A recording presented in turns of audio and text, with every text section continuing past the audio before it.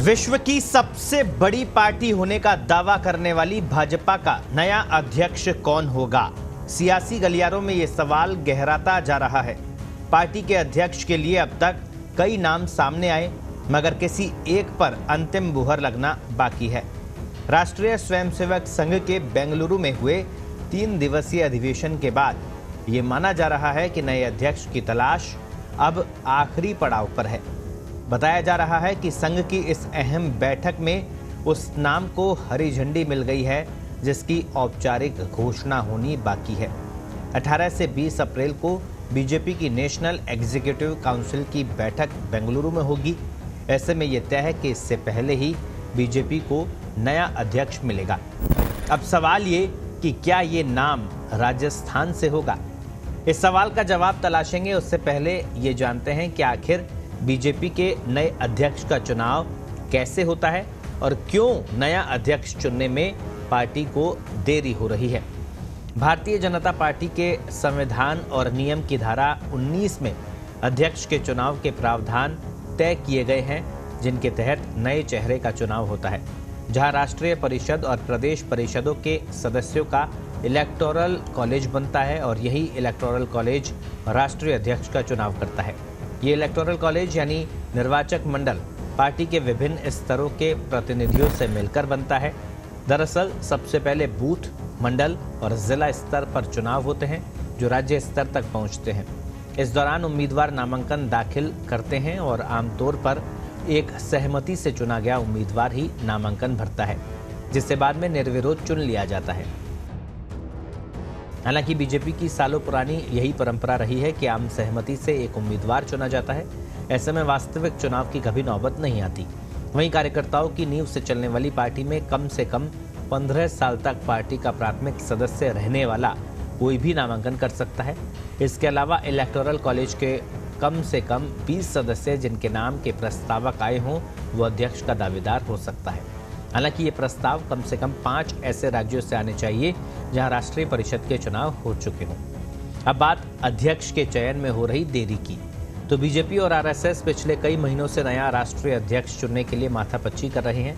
सियासी गलियारों में चर्चा है कि लिस्ट और नाम तैयार है, बस आम सहमति बनते ही अनाउंसमेंट कर दिया जाएगा। ये सर्वविदित है कि आरएसएस की मुहर के बिना नए चेहरे का कोई एक नाम आगे नहीं बढ़ सकता। हाल ही में आरएसएस की शीर्ष निर्णय लेने वाली संस्था अखिल भारतीय प्रतिनिधि सभा की बेंगलुरु में हुई 3 दिवसीय बैठक के बाद संघ के सह सरकार्यवाह अरुण कुमार ने कहा कि अभी प्रक्रिया चल रही है, समय आने पर बता दिया जाएगा। इस दौरान उनसे एक सवाल किया गया कि क्या नए अध्यक्ष के नाम पर बीजेपी आरएसएस में कोई विवाद है। इस पर उन्होंने कहा कि हर संगठन स्वतंत्र है, संघ में 32 संगठन है, बीजेपी और आरएसएस में कोई विवाद नहीं है। सभी संगठनों के अध्यक्ष चुनने की अपनी प्रक्रिया है, बीजेपी की अपनी प्रक्रिया चल रही है, समय आने पर आपको सब कुछ पता चल जाएगा। इसके अलावा बीजेपी का नया अध्यक्ष नहीं चुने जाने के पीछे 36 में से 24 राज्य इकाइयों में संगठन के चुनाव न होना एक बड़ी वजह है। आपको बता दें कि अध्यक्ष चुनने के लिए आधे से ज्यादा राज्यों में प्रदेश अध्यक्षों का चुनाव होना जरूरी है और अब तक बीजेपी सिर्फ 12 राज्यों में ही सांगठनिक चुनाव करवा पाई है। इस पर राजनीतिक जानकारों का मानना है कि सरकार और संगठन के विचार जब तक एक लाइन पर नहीं आते हैं तब तक हर नाम पर मंथन चलता रहेगा। अब नजर बीजेपी के संभावित भावी अध्यक्ष पर डालें तो कई नाम सामने आते हैं। ये तय है कि प्रधानमंत्री नरेंद्र मोदी और केंद्रीय गृह मंत्री अमित शाह के साथ संघ की कसौटी पर फिट बैठने वाला ही वो चेहरा होगा। बीजेपी के नए राष्ट्रीय अध्यक्ष के लिए दावेदारों में राजस्थान के बड़े नेताओं के नाम भी प्रमुखता से चल रहे हैं। इनमें सबसे पहला नाम भूपेंद्र यादव, अर्जुन राम मेघवाल और सुनील बंसल का नाम अहम तौर पर लिया जा रहा है।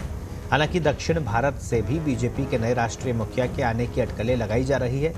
माना जा रहा है कि दक्षिण के किसी चेहरे पर बीजेपी और संघ दोनों की सहमति बन सकती है, क्योंकि उत्तर के बाद बीजेपी अब दक्षिण में अपने पैर मजबूत करना चाहती है।